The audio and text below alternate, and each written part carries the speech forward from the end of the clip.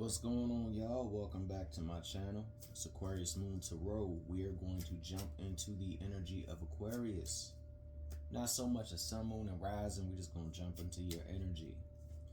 We'll be working with two decks, the majors from one deck and then just the whole, other deck.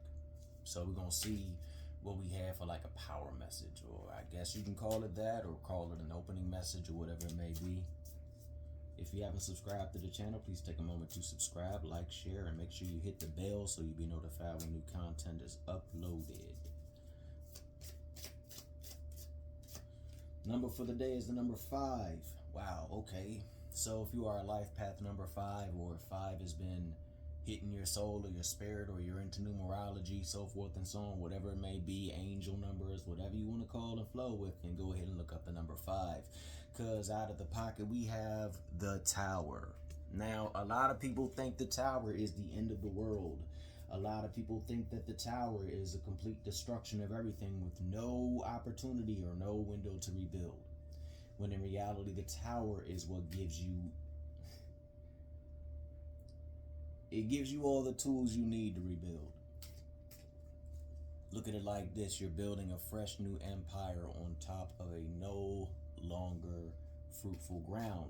And when the Tower knocks down all that stuff, whether it's blockages, people, jobs that no longer serve you, so forth and so on, you can take that leftover energy, that leftover rubble, so forth and so on, and cleanse all that out. And if you notice, when things get torn down on a mundane perspective and left there, nature has a tendency to come in and go ahead and run her magical fingers through things and start to heal processes and make space for generative things, things of fertility, things of growth, so forth and so on. So even though the Tower is an opening message, it does not mean that it's going to end bad. The Tower scares the crap out of a lot of people. I'm one of those people. But it's just saying that some things have to go. Why do some things have to go?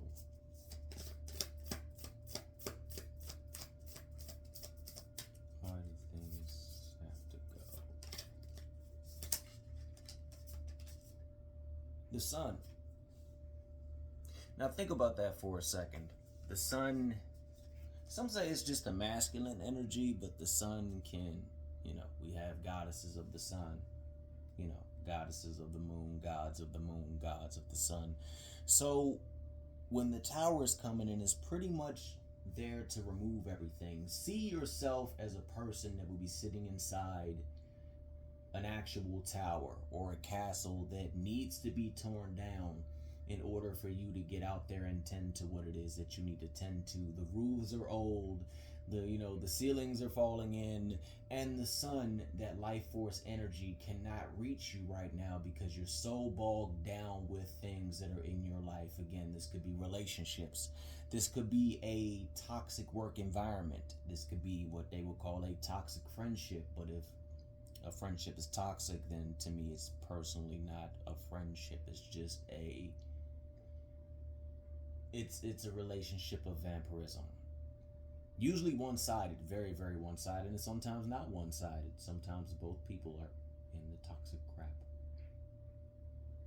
But that Tower is coming first to get rid of everything so you can, in reality, bring in the energy of the sun. For those that did workings during the eclipse that recently happened, I am seeing that you can start to see some manifestations come forth from that.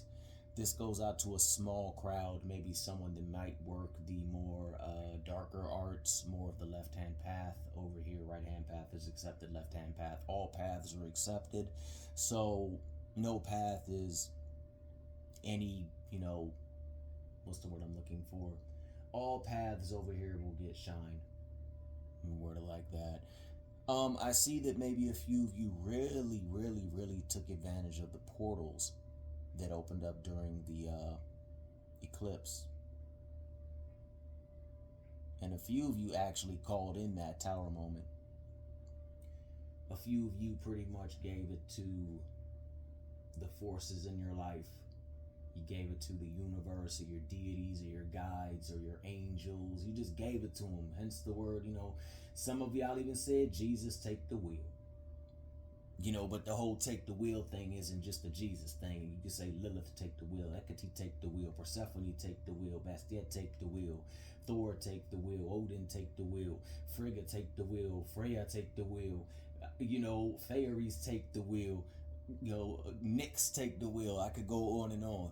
But I am sensing that for a few that do work more of the darker arts, darker doesn't mean evil, just more of the darker arts. You can really start to see a lot of that energy come through for you. I'm hearing new moon for quite a few. This energy it's not chaotic, but it's ancient and it's primordial. So if you've been working with or have been trying to tap into some ancient and primordial energy, it's coming. That tower moment is happening for some right now, and it's happened for some already and will be happening. But in order, no matter if you worked the darker arts or not, whether you did something during the eclipse or not, that's not so much the main thing. Just know that the tower moment is going to affect everyone who does resonate with this reading. If you've put in that work, and you need these things removed, if you've been doing workings to have blockages removed, road openings, whatever it may be, banishings, you name it, depending on the tradition that you come from, you can expect that sun to shine again. I do sense for a few it won't shine right away. A couple of y'all got some battles that y'all got to do real quick, but you're going into those battles with an open heart and an open mind because you have everything you need. You got your sword, you got your shield, you got your athame, you got your books, you got it all. And you're going in there to get rid of that, to get rid of those last little bit of blockages and the last bit of crap that you might have going on in your life. Now, why are they going into battle? Y'all gonna fight.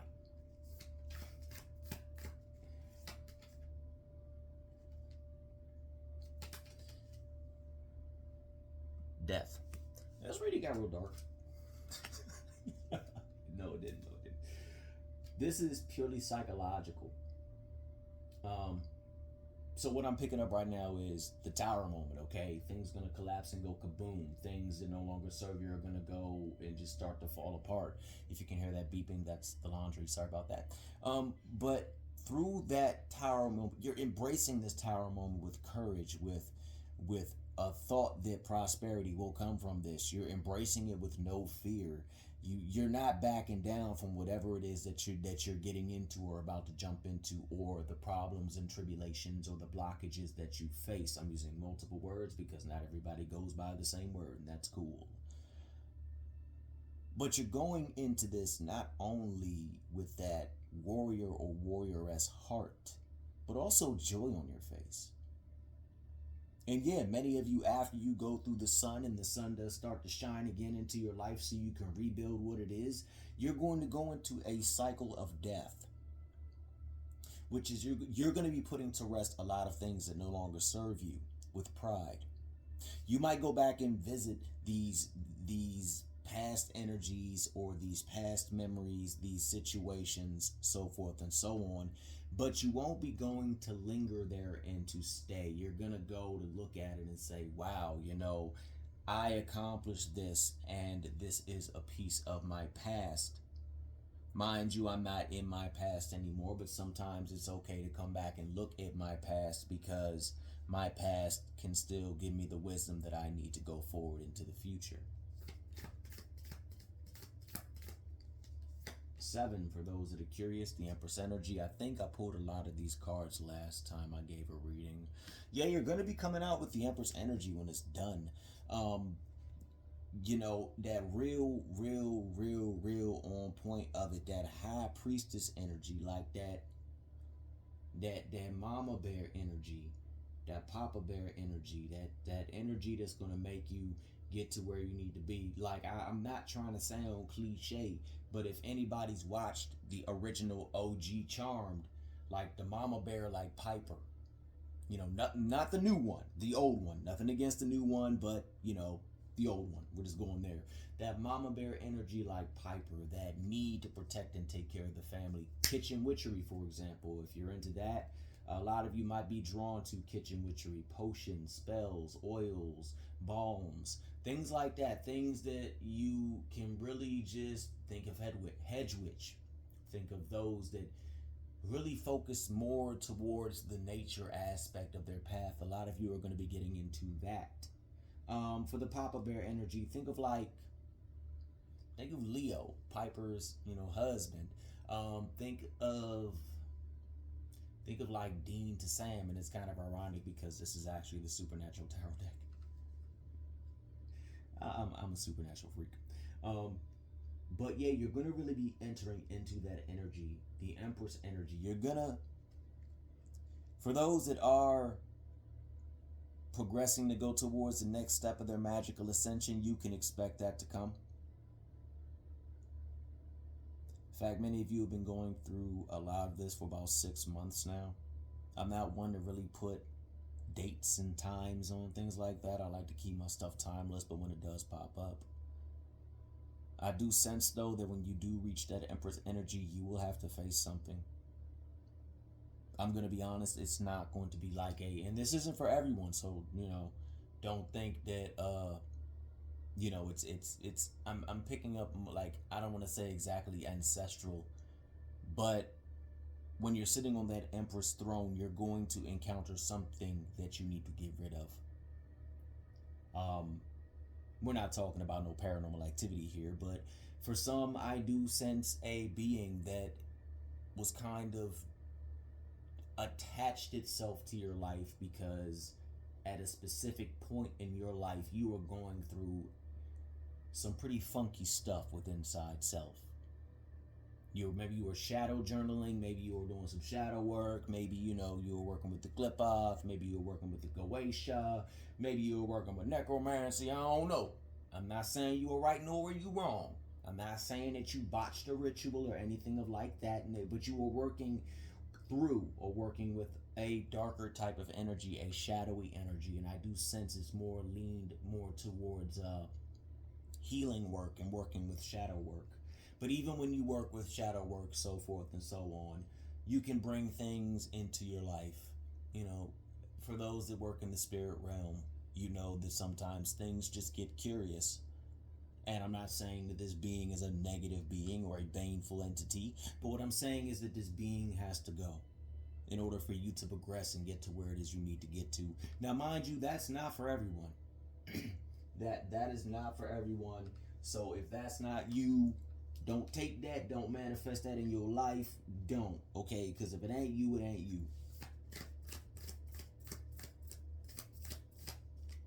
But when this does come into your life, you're going to be okay. It's not going to be on the aspect where, you can't hold your ground. You're going to be all right. You're going to know what to do. So let's see. Thank you for that. Why will it have to do this? And when you go into this, oh Lord, and when you go into this vibe of removing what doesn't serve you anymore, know that you want to go in there with the temperance energy. There's ways that you can, what I mean by that is there's going to be ways that you can cleanse yourself of this force, this energy, so forth and so on. And you don't always have to go into some super elaborate mystical magical ritual.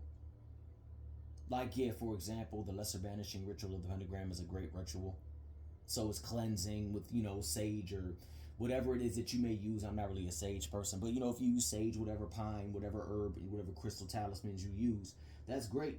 But sometimes just cleaning the house on a Sunday while visualizing all the negative energy leaving while you are cleaning can work just as well as running through the place with a bunch of herbs and spices like we go into the spiritual KFC. That's all I'm saying. So understand that when this time comes, you're going to want to embrace it with a tempered energy, the balance of the mundane as well as the balance within spiritual. One toe in or 1 foot in the mystical, magical currents and spiritual waters of life, and one toe in or 1 foot on Mother Earth. You know, you're going to want to do it with a balanced flow, because sometimes a little practicality goes a long way.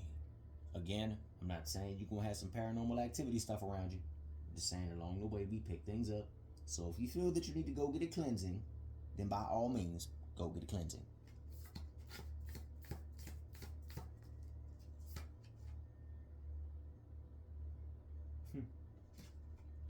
The star.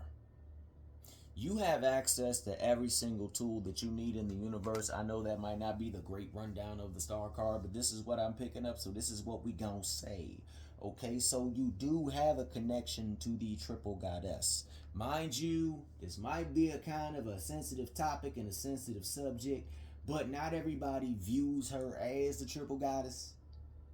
I'm not saying that that doesn't carry any weight, but if you trace things further and further back, many deities were depicted as just single-headed deities. I don't mean no, but you see where I'm going with it. A lot of them were depicted slightly different, and as times progressed, whether they manifested and showed up during a working to a practitioner or not, a lot of them started writing things down. Like some people see Akati as 3 heads, some don't. Some see her with non-human heads, some don't. If you go into epithet, you can see that. When I work with her personally, this is just an example. When I work with her personally, I don't see a triple goddess. I don't. You know, what I see is terrifying, but in a good way, not a bad terrifying. Oh no, not a bad terrifying, but many of you who do resonate with this reading, you do have a connection with her. Okay, whether you've worked with her or you've read about her or you just love to read the mythology and she just happens to be like your favorite hero within the whole mythos and stuff. You know, because if you read a lot of the you know, the mythology and the mythos and the stories and things of that nature, you know, a lot of these deities can become like your modern day superheroes. You know, I'm just saying, you know, like, I'm not trying to sound cliche, but, you know, when we saw Thor in Avengers, that was pretty boss. Like, I know that's not how Thor pops up, but you see where I'm going with it. He can become a superhero, and from that, then somebody can go and really research and read about Thor, or Woden, or Hela, so forth and so on. And then it just really goes from there. But for those that do resonate with the great goddess, you do have a connection with her, whether you did it through in meditation, ritual work, whether you are a dedicated Hecatean witch, whatever, Hellenic witch, whatever, I don't know, that's you. You do have a connection, so do not be against calling on her to help you. You're the type to put in the work. And you have the knowledge of the cosmos in your brain. So maybe a few of you might have worked the planetary magic. Maybe a few of you are deeply into astrology. But I am seeing through the star card alone, just the visual representation, a younger person energetically, spiritually, maybe someone who hasn't done that many incarnations if you do go with reincarnation and believe in incarnation. But I'm not sensing so much of an old soul. More of one of the younger souls that has come here to help change things. You know, one that, you know, just takes excitement to the stuff that most of us would say, dude, what? Like jumping the fence for the first time ever, or seeing a butterfly for the first time ever, or things of that nature, even though they've seen that butterfly for however many years they've been on this earth, or how many years you've been on this earth. Whenever you see that butterfly, it's still like a brand new thing, and you're just like, oh my god. So you have the knowledge of the cosmos in your brain. I am picking up that a lot of you do like to study, whoever resonates with that. And for those who do work with Hecate, you know daggone well. And I mean this with love, because it really, really, really is a great thing. And it's really a blessing to be a part of that, is when she expects you to study. And she really expects for you to dig deep into yourself, and not just to study her, but to study the witches that were under her tutelage, to study everything that was connected to her. I'm hearing spiritual ancestors. So if you are connected with her, look into the ancestry of her, hence the witches of Hecate. You know, you can connect with those too. In fact, for those that do work with Hecate, depending on how you work with her or what tradition, because there's a couple out there. I don't know everything about, but I know I stayed in my zone, but I've seen a couple out there along the search. And within a couple of them, they do have you honor the witches of Hecate. But good news is that's pretty easily accessible information. So if you're new to that, type in witches of Hecate. A lot will pop up. But for those that are already on the board, stuff like that. Mind you, I'm going to add this.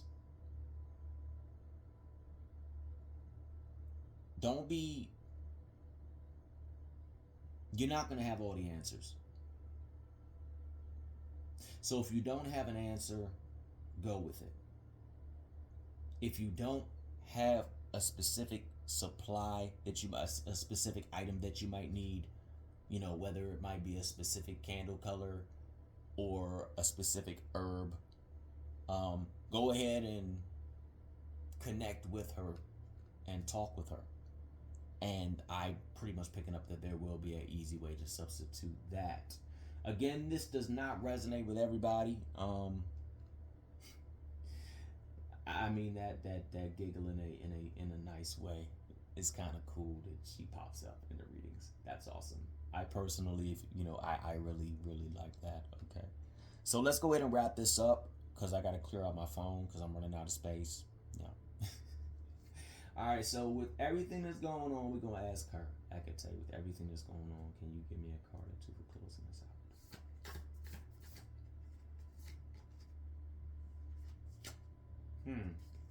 So we have, in closing, the Emperor. There goes that Papa Bear energy I was talking about, right? Okay, so if you were like, damn, where am I at?